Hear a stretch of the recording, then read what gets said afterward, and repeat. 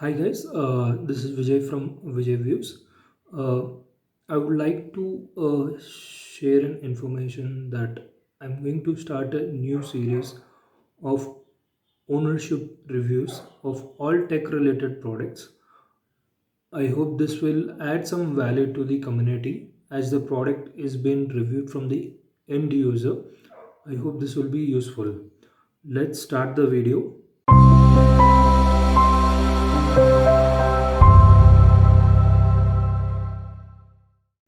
Let's connect with Mr. Charan, who is going to review the OnePlus 8T. Thanks, Vijay. Thanks for giving me this opportunity to share the OnePlus 80 long-term review. And wanted to do this video genuinely because to give some value to the community. And let's start up, I guess. So I've always been a OnePlus fan throughout my life, I guess, until the recent past where OnePlus is starting to screw up. And right from the beginning, OnePlus had a very right decision towards their set of fans, I guess. If you could remember, the OnePlus One and OnePlus Two had invites sent to fans so that they could attend the summit and get the phone. If you don't have an invite, then you don't get a phone.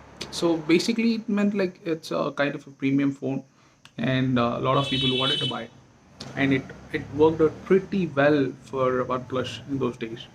And I was following OnePlus from those days from the beginning, and then it was OnePlus 3 which opened up the market for majority of the customers. And when OnePlus 3 came out, it was a huge success. And then the OnePlus 3, OnePlus 3T was also performing well. So I wanted to buy a OnePlus phone ever since, but didn't have the budget to buy it. And well, last year when I decided to buy the phone, I had options. I had four options like iPhone 11 and Samsung FE, Rogue 3, 8 and 8 Pro. So and 80. So I went with 80. I'll tell you why I didn't go for the other four or other five phones. First thing, iPhone 11. I didn't want to switch my Android, switch from Android to iOS because iOS is a huge learning curve, and iPhone is like if you buy an iPhone, it's not that you're just buying a phone and it's done.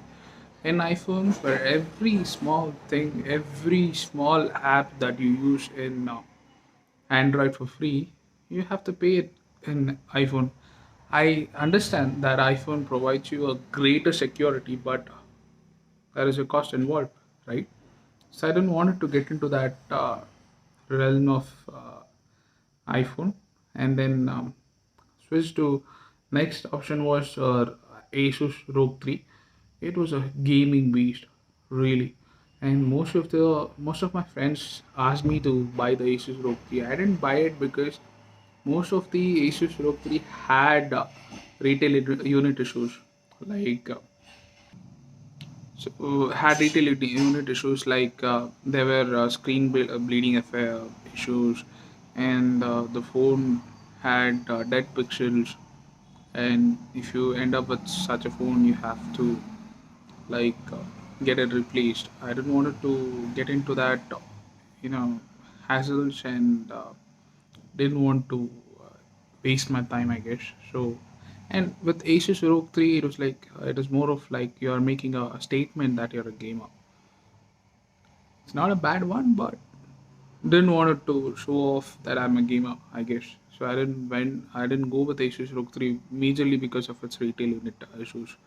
And then Samsung FE was a good option, but it came with the Exynos processor. I don't know why Samsung doesn't launch Snapdragon processor to India as well. Exynos doesn't work because for me, I've I've had friends who have bought Samsung flagships with Exynos processor, and it didn't work out for them. It first 3 months is it's seamlessly good, and then after 3 months it starts lagging, or the performance starts dipping. So if Samsung FE was not an option, then the OnePlus 8 was OnePlus 8 was a good phone, but it was already 2 to 3 months old phone, and didn't want to buy that phone because mostly because of that curved screen or curved edges in both OnePlus 8 and OnePlus 8 Pro. Because I don't most of you like curved edges, but I'm a person who doesn't love that or like that, because there are a lot of instances where you can just touch the curved screen accidentally, and it would bring up an option or a, a program. So I didn't want to buy OnePlus 8 and OnePlus 8 Pro. 8 Pro majorly it was because of the price that it was priced at, and OnePlus 8T was priced proper, and I've bought a 12 GB and 256 GB variant. So if I would have spent the same money in OnePlus 8 Pro, I would have got the beginning or the starting version, 6 GB version. So I wanted a 12 GB RAM variant. So I went with OnePlus 80. It has a flat screen, and the phone has been good. It performs really well in the day-to-day tasks, and let's divide it into pros and cons, I guess. So first thing is the pros. It is a very good phone for your daily tasks.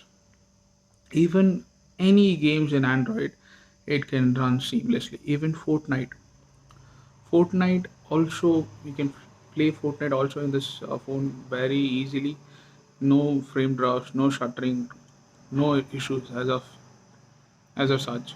And then Call of Duty or any other game that you have in Android platform, you can play that easily. And then second pro is that the phone feels fast, and its Oxygen OS is very good and doesn't feel snappy sometimes. Then the con is the camera. When I bought OnePlus 80 or wanted to go for a OnePlus phone, I very well knew that it's gonna be a performance beast, but it will have issues in terms of cameras. So camera was not a concern for me because I'm not a person who takes out my phone every often and take up a selfie or take up a photo. So camera was not a concern for me. Then I went for OnePlus 80, and the second con was is that this phone starts heating up because of the fast charging. When you put it on charge, the phone starts heating, and that's one of the concern that's been on my mind for long. And then the last one is recently a lot of YouTubers said that the OnePlus 9 and OnePlus 9 Pro didn't have enough 5G bands, had only two 5G bands. So that you know I got curious, and I just checked out how much 5G bands I have on my phone, and for my surprise, I have only one 5G band, and I feel kind of cheated or let down because bought this phone thinking that it's a 5G, fully 5G phone, but it's not a fully 5G phone, having one band. And when 5G launches in India, I probably might have, you know, less speeds, I guess, because other phones like Realme and all are offering a better 5G enabled phones, I guess. That's safe to say, in the same price range. But OnePlus, I don't know, they wanted to cut down on their costing and they screwed up the phone. That was my review, and I hope the community likes it. And just a concern that don't buy a phone or don't make a decision based on reviewers, at least in today's scenario. Thank you. Bye. Thank you, Charan, for sharing your experience on the product. I hope this video will be useful to someone who's planning to upgrade to OnePlus. And guys, this series will continue. I hope this video was useful to you. If you liked it, please like, share, and subscribe to the channel.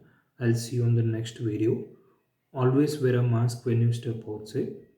Please be safe. Thank you very much.